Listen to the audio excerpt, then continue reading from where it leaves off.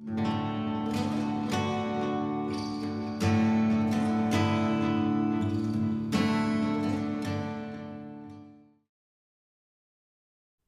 esta sesión vamos a seguir hablando de algunos puntos básicos del Islam y la historia islámica.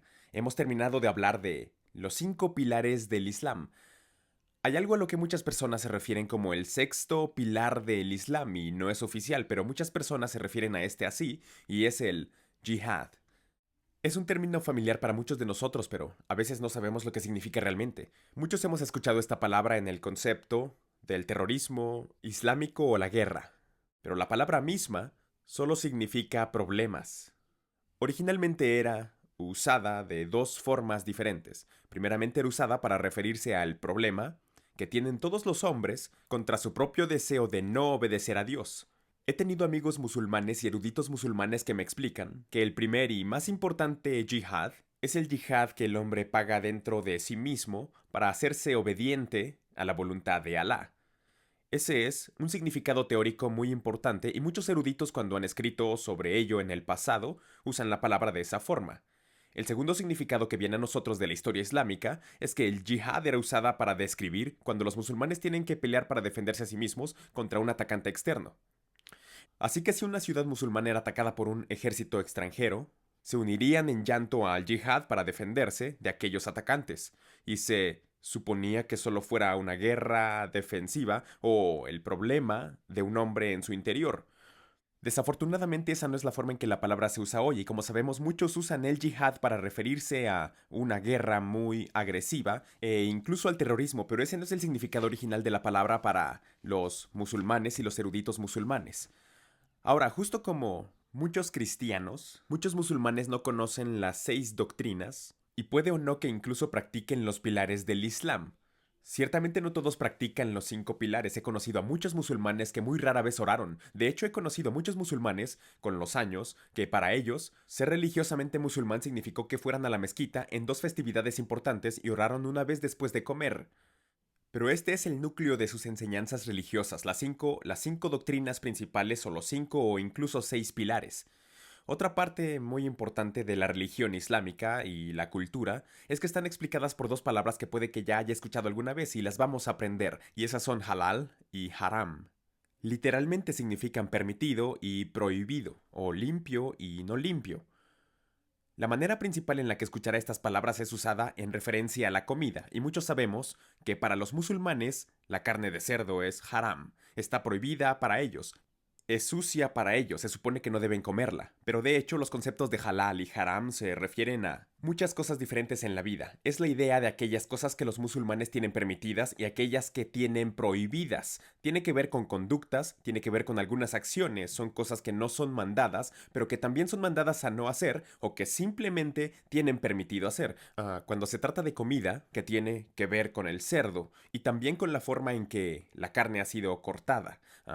Para que la carne sea halal, que sea permitida, no tiene que ser solamente algo como cabra, oveja o ternera, sino que también tiene que ser sacrificada de una forma en que sea halal, o los buenos musulmanes no la comerán. Repito, no todos prestan atención a eso, pero en muchos lugares del mundo podrán notar que en los restaurantes tendrán un cartel que diga que es halal. Significa que podrán consumirla en buena conciencia, que no van a ser alimentados con algo que tuvo sangre en ello, ni alimentados con ningún cerdo. Ahora, no todos ellos siguen estrictamente estas reglas, pero es importante para los cristianos vivir entre los musulmanes para entender las reglas de halal y haram, porque muchas veces es una barrera entre nosotros y ellos. Y la barrera a menudo es porque no sentimos que podemos comer la misma comida que ellos pueden, sentimos como, bueno, si está permitido para ellos, está prohibido para nosotros. Pero ese no es el caso, de hecho es lo que ellos simplemente tienen prohibido, comer o no comer, y es algo de lo que hablaremos después, de cómo forma una barrera a veces en nuestra contra. Otra cosa que es importante de entender cuando hablamos de musulmanes es que hay muchos tipos diferentes de musulmanes en el mundo. Hay muchas variedades diversas y esa variedad claro que puede ser étnica. En eso hay muchos grupos de etnias diferentes. He dicho antes que hay árabes, hay musulmanes rusos, hay musulmanes indios, hay musulmanes africanos, diferentes tipos de musulmanes. Hay alrededor de 3.000 grupos étnicos diferentes que son musulmanes. Esa es una diferencia del mundo musulmán, pero una diferencia muy importante de la que no solemos pensar es la diferencia en cómo ven el rol de la religión en sus vidas. ¿Qué es lo que piensan? ¿Qué piensan que la religión debería ser para ellos? ¿Cómo debería influenciar en sus vidas? Y hace una diferencia mayor en la forma en la que presentamos testigos. Es entender que diferentes musulmanes ven el rol de la religión de forma diferente. Veamos algunos de los diferentes tipos de musulmanes. Y hay muchas maneras diferentes. Podría hacer una lista y esta es solo mi lista de diferentes formas de pensar sobre ello. Déjeme darle una lista como un ejemplo de los diferentes musulmanes. Primero que todo están los musulmanes nominales. Y justo como los cristianos de nombre, no practican su religión, pero creen que es una parte de sus vidas. Puede que muy rara vez vayan a la mezquita, si acaso, pero no importa porque se siguen considerando a ellos mismos como musulmanes. Es como la mujer de la que le hablé, la profesora que tuve, en un colegio y fue un terrible problema para mí. Nunca practicó su religión, pero seguía muy firme en que era musulmana. Otro tipo de musulmán es el nacionalista. Este es el musulmán que diría: no lo sé todo sobre mi religión, pero estoy muy orgulloso de mi identidad como musulmán. Para ellos, el Islam es algo de lo que hablan casi como un partido político. Es muy importante para ellos, no tanto por lo político, pero solo para entender quiénes son. Y los musulmanes somos mejores que cualquiera a nuestro alrededor, ese es el musulmán nacionalista. Otro tipo de musulmán que es muy simple es el musulmán práctico. Esta es la persona que a menudo dice: no solía practicar mi Islam, pero ahora soy muy bueno haciéndolo. Esto pasa seguido, de hecho, si está cerca del hombre musulmán, encuentra que esto sucede alrededor de los 40 años, porque en esa edad empiezan a ser más responsables en la comunidad y se preocupan porque usted sea responsable de practicar su religión apropiadamente. Entonces tiene al musulmán, que es un musulmán secular, y su enfoque en la vida es: mi religión es personal y privada y no necesito demostrar nada en público. Soy musulmán, pero vivo de forma diferente. Los musulmanes seculares, lo creo o no, son muy comunes en muchas partes del mundo. Si va a Europa, la mayor parte de los que conozca serán seculares. Donde solíamos vivir en Asia Central, muchas personas de mi edad eran muy seculares. La religión era algo privado para ellos, no hablaron mucho de ello en público, y era su religión privada y eran seculares. Otra cosa que me gusta llamar es al musulmán ecuménico. El musulmán ecuménico es un tipo de raro uso, pero es el musulmán que cree cosas como: bueno, su camino va hacia Dios y mi camino va hacia Dios, estamos en el mismo camino que lleva al mismo Dios, déjanos vivir felices. No quieren convertir a nadie, pero tampoco quieren que los conviertan, porque ellos creen que todos los caminos llevan al mismo Dios, más o menos. Es lo que llamo el tipo ecuménico de musulmán. Entonces tienen al musulmán que llamamos revisionista o el musulmán modernista. Su enfoque es: tenemos una religión muy antigua que debemos modernizar y hacerla relevante a la actualidad, y estos son a menudo jóvenes que intentan encontrar alguna forma de traer la religión a la vida popular, así no se siente algo como si fuera del séptimo siglo en Arabia. Entonces tiene al musulmán que llamamos musulmán político. Este musulmán es el tipo de persona que ve la religión como una herramienta para conseguir lo que quiere políticamente. Escuchará sobre diferentes partidos políticos islámicos, La religión para ellos no es algo sobre lo cual creer, es sobre algo que puede usar como una herramienta política para ganar poder, y todas aquellas cosas que vienen con poder, justo como la gente en otros partidos religiosos. No todos son así de religiosos en su conducta, pero son musulmanes muy fuertes porque es una herramienta política para ellos. Hay muchos en varias formas, como el temprano bolshevik o los comunistas en la antigua Unión Soviética. Son muy estrictos en su ideología, pero su ideología realmente no es tan religiosa. Entonces está el musulmán que llamo tradicionalista. El tradicionalista. Esa es la persona que su mayor preocupación en la vida es: quiero que las cosas se mantengan de la forma en que suelen estar. No quiero que las cosas cambien, no quiero lidiar con la vida moderna, no quiero lidiar con la globalización, no quiero lidiar con el internet y con las cosas que mis hijos pueden ver allí. Quiero que las cosas sean como cuando crecí porque cuando crecí eran cosas buenas. O quiero que las cosas sean como solían ser hace mucho, mucho tiempo. Quiero que nuestras tradiciones se mantengan iguales. A menudo el tradicionalista no será muy devoto en practicar realmente su religión, pero será muy estricto en mantener las tradiciones de su gente. Platiqué con un hombre en Afganistán, y él era de una de las tribus en particular y estábamos hablando sobre el Islam para él y lo encontré muy interesante. Él dijo: de hecho, dijo, somos más estrictos que los musulmanes. ¿A qué te refieres? Y dijo: nuestras tradiciones son en realidad más estrictas y mejores que las del Islam, y por lo tanto somos mejores, porque lo seguimos de forma más estricta. Ese es el musulmán tradicional. Entonces tiene a la persona a la que llamo el musulmán religioso. Está profundamente preocupado sobre los asuntos éticos y morales. Ven alrededor del mundo y ven deshonestidad, ven inmoralidad, y están muy preocupados por dichas cosas y creen que la respuesta a todos los problemas es una respuesta religiosa. Son devotos, gente religiosa, no son violentos, simplemente son muy devotos, gente muy religiosa, que cree que las respuestas a los problemas del mundo están en la religión, pero específicamente en su religión, en seguir a Mahoma. Entonces tiene un grupo del que desafortunadamente somos muy ajenos y ese es el musulmán militante. Ese es el musulmán que dice, soy muy devoto en lo que creo y lo que creo es tan importante para mí que estoy dispuesto no solo a morir por ello, sino a matar por ello.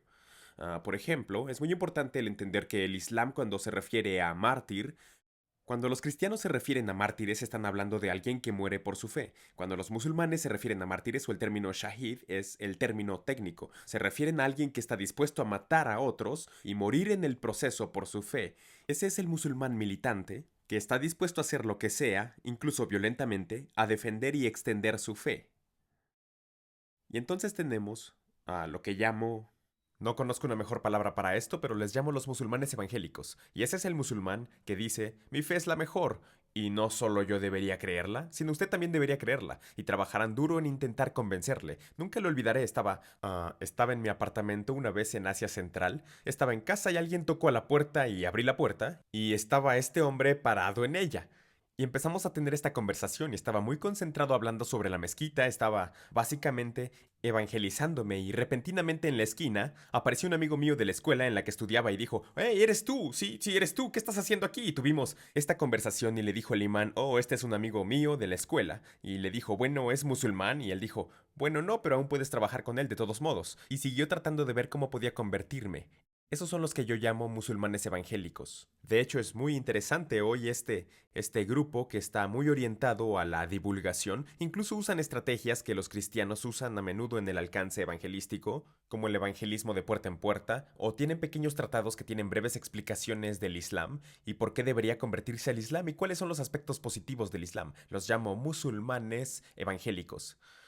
Estos diferentes tipos de musulmanes no están restringidos a un lugar u otro, están esparcidos por todo el mundo musulmán. Recuerdo una ciudad en la que viví. Algunos de mis amigos eran extremadamente seculares, ni siquiera iban a la mezquita en vacaciones, pero todavía se consideraban musulmanes. Tenía otros amigos que iban a la mezquita todos los viernes y oraban durante la semana en casa 5 veces al día, y otros no tan devotos, porque no estaban aislados en diferentes lugares. Ahora, no necesita recordar todos estos diferentes tipos de musulmanes, pero es importante entender estas diferencias porque la forma en que presente el Evangelio a diferentes personas también será diferente. Vamos a hablar más adelante sobre diferentes tipos de enfoques y estrategias y puentes para presentar el Evangelio, pero tiene que ser consciente de con quién está hablando porque la forma de abordarlos es muy diferente. Cuando enseñé en la universidad en Asia Central, allí teníamos estudiantes que eran muy políticos, eran parte de un partido político musulmán, un partido político muy radical. Y hablarles del Evangelio fue muy diferente que hablar con mi amigo que vivía al otro lado del complejo del apartamento de mí, que era un musulmán muy nominal, que realmente no practicaba su fe. Tendría conversaciones muy diferentes con dos grupos de personas, así que debemos entender los diferentes tipos de musulmanes y así poder ser capaces de juzgar a los musulmanes que conoce, de los que se hace amigo y averiguar dónde están, es importante para moldear la forma en que usted les va a testificar. Así que permítame revisar algo del material de lo que ya cubrimos sobre el Islam básico hasta ahora. Hemos hablado de que el Islam fue fundado por un hombre llamado Mahoma, que vivió desde el año 570 hasta el año 612. Vivió durante 62 años en Arabia. Pensó que estaba recibiendo revelaciones de un ángel llamado Gabriel o Jabril. Durante toda su vida creyó que estaba recibiendo estas revelaciones y se las repetía a la gente que conocía, a sus amigos. Y estas revelaciones finalmente se recopilaron en un libro llamado el Corán. Es el libro más los hadices, que son historias sobre cosas que dijo y cosas que hizo, no sus declaraciones reales, sino historias sobre eso, y se llaman hadices. Esas dos cosas, reunidas y escritas, son la base de la religión islámica. Mahoma nació y centró su religión en la ciudad de la Meca, purificó un templo de los ídolos, un templo negro, un templo llamado Kaaba, Sacó los ídolos de allí y lo estableció como el lugar legítimo de adoración, y hasta el día de hoy, cuando los musulmanes piensan en el centro de su fe, piensan en la Meca. De hecho, los musulmanes creen que la piedra negra, la Kaaba, se encuentra directamente debajo del trono de Dios, física, geográficamente, ubicada debajo del cielo. En los años posteriores a la muerte de Mahoma, el Islam creció y se expandió al norte de África, en Irán, en el Medio Oriente, más y más lejos, y de hecho, tan lejos que finalmente llegó a Asia Central, India y lejos en el sureste de Asia. Se expandió en ocasiones por los ejércitos musulmanes, pero no exclusivamente por ejércitos musulmanes. Otras cosas estaban involucradas en la extensión del Islam. Una parte de eso fue muy a menudo el comercio musulmán.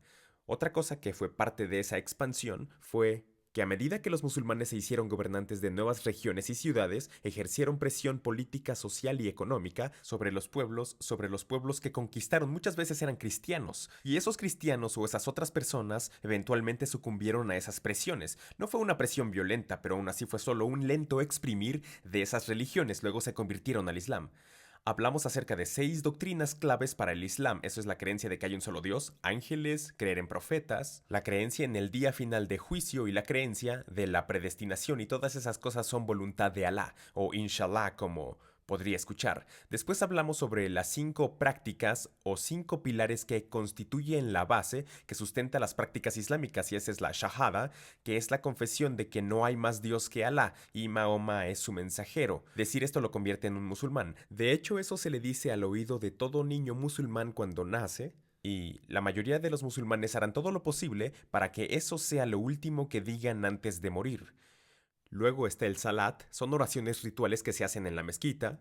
Existe el zakat, que consiste en dar el 2.5% de sus ingresos a los pobres. Hay ayuno, ese es el mes de Ramadán, o a veces se llama rosa, cuando ayunan todo el día hasta el anochecer, tanto de comida como de agua. Y luego está el Hajj, es esa visita única en la vida que los musulmanes deberían hacer si pueden permitírselo para ir a la Meca. Hablamos de que hay muchos diferentes, o no, en realidad también hablamos del yihad, que aunque oficialmente no es uno de los pilares, a veces se le llama el sexto pilar del Islam, y aunque ahora se usa exclusivamente por personas para algo más, lo escuchamos todo el tiempo sobre la violencia, el terrorismo y la guerra, pero de hecho en sus raíces simplemente significa lucha. Y muchos musulmanes, cuando hablan de la yihad, lo que realmente quieren decir es la lucha de un hombre que tiene dentro de sí mismo para tratar de obedecer la voluntad de Alá. Infortunadamente, los hombres violentos y malvados se han transformado por completo en eso, en todo lo que parece significar en estos tiempos, que es terrorismo violento y guerra.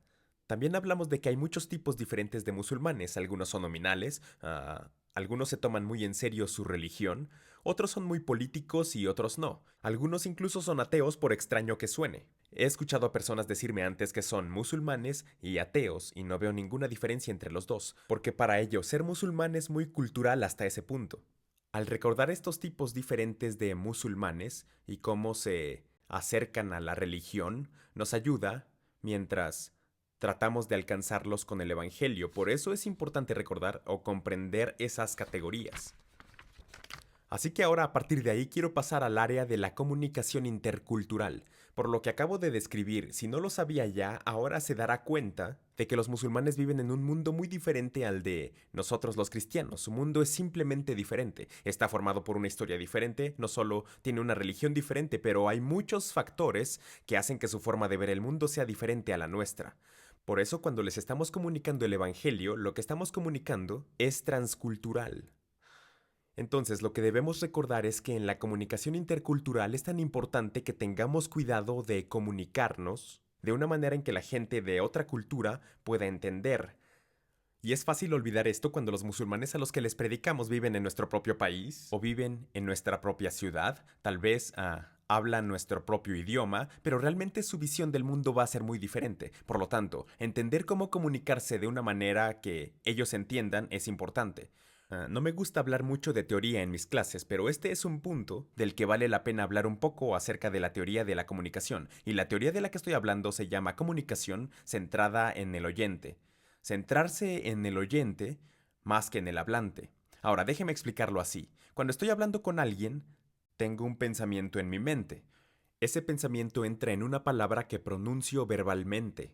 Esa palabra es como un carro o como una especie de vehículo que lleva mis pensamientos al oído de la otra persona. Escuchan mis palabras y luego de esas palabras sacan una comprensión o pensamiento de o qué significa. Así que no son solo palabras las que van entre nosotros. Sería mejor si lo fueran, pero en realidad son mis ideas puestas en palabras y luego tienen que tomar mis palabras y sacar ideas de ellas. El problema a veces es la conexión entre las ideas que pongo en mis palabras y las ideas que extraen de mis palabras son dos cosas muy diferentes. Ahora bien, esto que encontré es muy difícil para los pastores cristianos. Le diré por qué, habiendo sido pastor antes, entiendo esto. Pensamos en términos de tener una carga del Señor. Tenemos esta carga de que tenemos algo de qué hablar y queremos decirlo, y el enfoque está en lo que sentimos por dentro que necesitamos decir. El problema es, si no están entendiendo nuestras palabras de la misma manera, entonces están recibiendo un mensaje diferente de lo que creemos que estamos hablando. Y eso se convierte en un gran problema. Tenemos que pensar en lo que están escuchando. No importa lo que crea que está diciendo. No importa lo bueno que sean sus pensamientos en su mente. Si están escuchando algo diferente, va a haber mala comunicación. Y esto sucede especialmente cuando se trata de atravesar culturas. De alguna manera tenemos que asegurarnos de que lo que estamos diciendo, los pensamientos que ponemos en esas palabras, son los mismos pensamientos que van a sacar de esas palabras, si no vamos a tener problemas de comunicación. Creemos que queremos decir algo, pero escuchan algo muy diferente. Eso pasa todo el tiempo. Déjeme darle un ejemplo, no sé si pasa, no sé si alguna vez le ha pasado, pero esto pasa en mi casa. Me estoy preparando para dar una clase y llamo a mi esposa. Cariño, ¿dónde está mi camisa blanca? Ya sabes, la que acabo de comprar. Ella está al otro lado de la casa, escucha mis palabras, escucha el volumen de mi voz porque estoy gritando al otro lado de la habitación, y todo lo que estoy pensando es, ¿dónde está la ubicación de mi camisa? ¿Dónde está físicamente para poder ir a buscarla y ponérmela y usarla para esta clase? Lo que mi esposa me escucha decir es, creo que perdiste mi camisa. Y muy pronto tenemos una discusión. Ella dice, no, no perdí tu camisa. No, no, no es eso, solo quiero mi camisa. No la perdí y discutimos. Porque quise decir una cosa, pero ella escucha otra cosa. Ahora bien, si esto sucede entre un marido y una mujer hablando el mismo idioma, de la misma cultura, y están tan cerca el uno del otro, ¿cuánto más sucede cuando nos comunicamos con personas de una cultura diferente? Ahora bien, esto es particularmente un gran problema cuando nos comunicamos con musulmanes en un idioma comercial. Por ejemplo, si está en África Oriental y el idioma comercial en toda la región de África es el Swahili, y usted está hablando en Swahili, tal vez está usando palabras ligeramente diferentes de donde es que de las palabras que usan allí. Esto sucede en muchos lugares del mundo, está usando el mismo idioma, pero particularmente cuando se trata de una lengua comercial o regional, la falta de comunicación sobre el significado de las palabras entra en acción y nos malinterpretamos. Ahora, normalmente esos malentendidos no son gran cosa y los solucionamos, pero es realmente un gran problema si el malentendido tiene que ver con el Evangelio y la naturaleza del Evangelio. Una muy buena ilustración de un punto en el que esto pasa mucho entre cristianos y musulmanes está en el término hijo de Dios. Hijo de Dios. Ahora, cuando usted y yo hablamos del término hijo de Dios, sabemos exactamente lo que queremos decir. Nos referimos a una promesa muy grande y preciosa. Es el fundamento de nuestra fe. Nos estamos refiriendo a un milagro sobrenatural que sucedió en la vida de María. Y un ángel le habló a ella. Déjeme leer eso, solo para recordarlo. En Lucas capítulo 1. En Lucas capítulo 1 dice esto. No temas, María, porque has hallado gracia delante de Dios, y ahora concebirás en tu vientre, y darás a luz un hijo, y llamarás su nombre Jesús. Este será grande y será llamado Hijo del Altísimo, y el Señor Dios le dará el trono de David su padre, y reinará sobre la casa de Jacob para siempre, y su reino no tendrá fin, y su reino no tendrá fin. Entonces María le dijo al ángel, ¿cómo será esto? Pues no conozco varón. Respondiendo el ángel le dijo, el Espíritu Santo vendrá sobre ti y el poder del Altísimo te cubrirá con su sombra, por lo cual también el santo ser que nacerá será llamado el Santo, que es el Hijo de Dios. Cuando usamos el Hijo de Dios como término, nos estamos refiriendo a este momento bendito cuando Dios realiza un milagro en la vida y el cuerpo de María. Y Jesús nació de una virgen. Este es el significado que ponemos, los pensamientos que ponemos en el término hijo de Dios cuando lo usamos. Pero cuando hablamos con musulmanes, hay algo muy diferente que extraen de eso, un pensamiento muy diferente surge cuando escuchan ese término. La mayoría de los musulmanes saben lo que dice el Corán y dice Dios no tiene un hijo, no puede tener un hijo. Lo que les han dicho es que cuando los cristianos hablan de Jesús como el Hijo de Dios, están diciendo que Dios bajó, se acostó con una joven llamada María y concibieron un niño que llamamos el Hijo de Dios. Ahora, no sé ustedes, pero eso me revuelve el estómago cuando pienso siquiera en imaginar eso. La idea de que mis amigos musulmanes me escucharían decir algo así, cuando no es nada de eso a lo que me refiero. Sin embargo, eso es lo que escuchan cuando escuchan el término Hijo de Dios. Verá, no importa lo hermoso que es el milagro y la escritura a la que me refiero, lo que está en mi mente, si lo que están escuchando es algo muy diferente. Entonces me estoy comunicando mal. Si yo empiezo a decirles desde el principio que Jesús es el Hijo de Dios, lo que me están escuchando decir es eso. Ahora vamos a retomar esto más tarde, cómo tratarlo exactamente, porque es un tema muy grande y es muy importante en nuestro testimonio. Pero es solo una idea de algunos de los problemas de comunicación que ocurren entre, entre cristianos y musulmanes. Recuerdo una vez que estaba en una tienda de autopartes y tuve algunos problemas con mi auto y estaba en la tienda tratando de pedir algunas piezas y yo estaba allí hablando con el dueño de la tienda y un fundamentalista musulmán y otros dos entraron a la tienda. Tan pronto como entró en la tienda, se acercó a mí y se puso a discutir conmigo y empezó a criticarme sobre este punto exactamente. Empezó a decir, ustedes los cristianos han pervertido la religión, tú crees que Jesús es el Hijo de Dios y crees que Alá vendrá y tendrá sexo con una mujer y esto es repugnante. Y realmente me criticó por mucho tiempo. Me quedé allí en silencio y le permití descargar su ira sobre mí hasta que terminó y cuando terminó se notaba que respiraba. Le dije, oh, amigo mío.